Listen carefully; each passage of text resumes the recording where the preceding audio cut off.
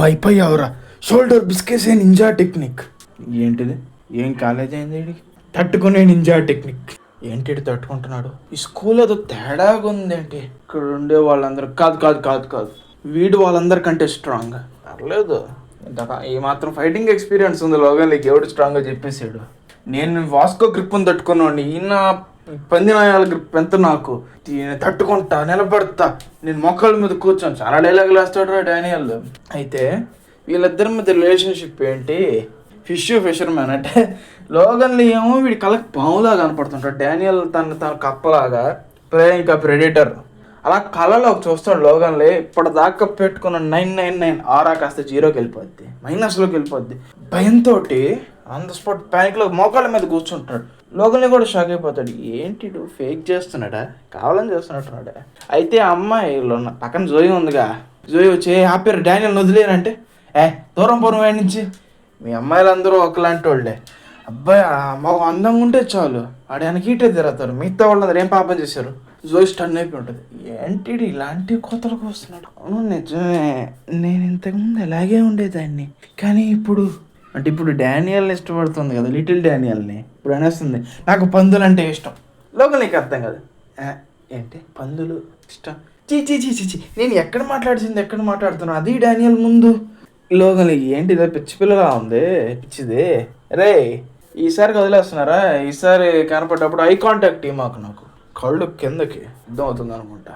పోయాడి నుంచి వెళ్ళిపోతుంది అక్కడి నుంచి. అయితే లోగన్లీ ఆలోచన పడిపోతాడు, పందేంది. అయితే ఇప్పుడు మనకి సీన్ చేంజ్ అవుతుంది. మనం ఒక స్టోర్లో ఉంటాం, దాని పేరేంటది మోమ్స్ టచ్ అంట.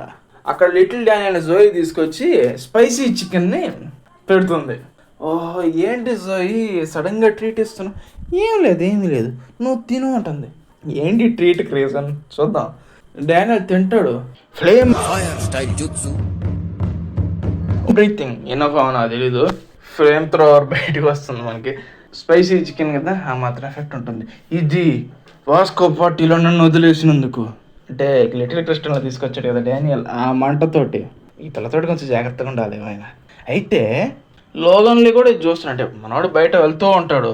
ఇది చూసి ఓకే, ఈయన కొడుకు ఎవడైతే ఉన్నాడు లూజర్, పక్క బేకార్, వేస్ట్ నాయాల, వేస్ట్ గాడీడు, వాడికంటే నేను బెటర్.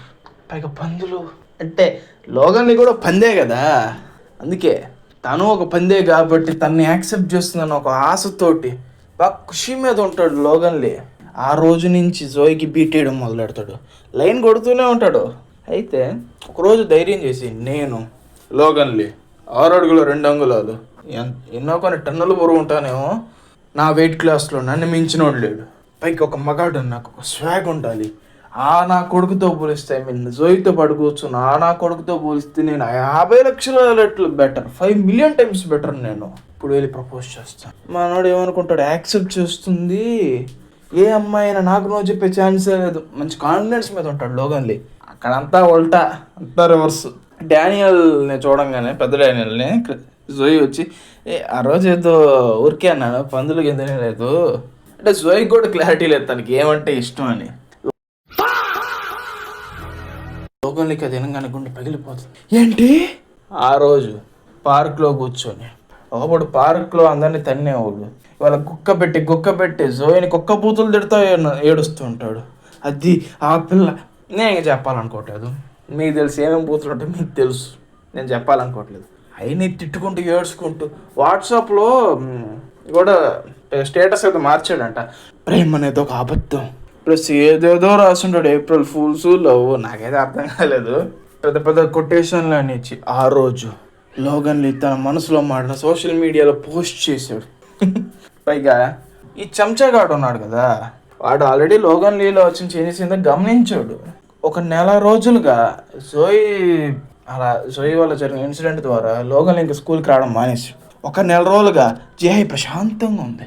అయితే ఈ చెంచాగాడు అట కాదు, మా కామిక్ డిపార్ట్మెంట్ పౌరుషం, మా పురుషుడు, మిగతా వాళ్ళందరూ పనికి మాలిన ఒక్క మగాడు అంటే మగాడు కాదు. అయితే లోగన్లీ వాడి ఇంటి ముందర నిలబడి, అన్నగారు బయటికి రాండి, మీరు స్కూల్ని మొత్తం కబ్జా చేద్దామన్నారు కదయ్యా, ఎక్కడికి వెళ్తున్నారు, ఎందుకు రావట్లేదు బయటికి? నేను ఎప్పుడు చెప్పాను స్కూల్ని కబ్జా చేద్దామని? అయితే తలుపు తీస్తాడు. మన లోగన్ని చూడగానే స్టన్ అయిపోయి ఉంటాడు ఈ చెంచాడు. ఏమైంది, ఏం జరిగింది, లోగన్ని ఏమైనా ప్లాస్టిక్ సర్జరీ చేయించుకున్నాడా లేక ఏం జరిగింది అన్నది ఇప్పుడు చూద్దాం. ఇప్పుడు మనం జే హైలో ఉంటాం, అమ్మాయిలు అందరూ స్టన్ అయిపోయి చూస్తుంటారు. ఓ ఏమో ఏంటి ఇలా ఉన్నాడు వీడు, అంటే ఏంది అడిగి 4 చేతులు 9 తోకలు ఏమైనా వచ్చాయా ఏంటి, కురామా అయిపోయాడా. అయితే ఇప్పుడు చూస్తాం అసలు విషయం ఏంటి అని. లోగన్లీ వెయిట్ లాస్ అయి ఉంటాడు, దగ్గర దగ్గర 60 పౌండ్లు వెయిట్ తగ్గాడంట.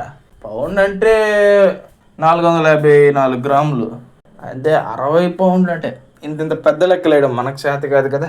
అందుకే గణిత శాస్త్రంలో కల్లా దాన్ని ఏమంటారు పిహెచ్డీ కొట్టినాడు అనుకుందాం, మ్యాథ్స్లో పిహెచ్డీ చేసిన గణితుడు ఆ తోపు మన వాస్కోబాయ్.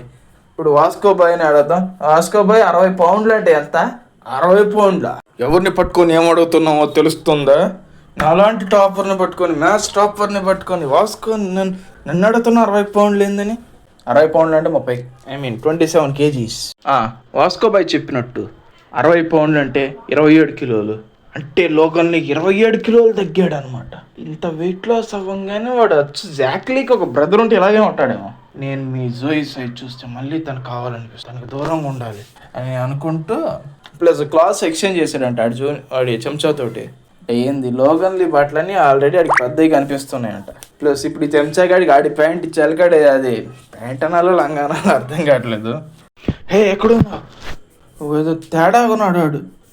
ఏంట్రా ఇది, ఒటాకూస్ మరి ఇంత ఫాస్ట్గా పరిగెడతారా. ఈ పదం పలకడం నాకు తేడాగా ఉంది ఆయన.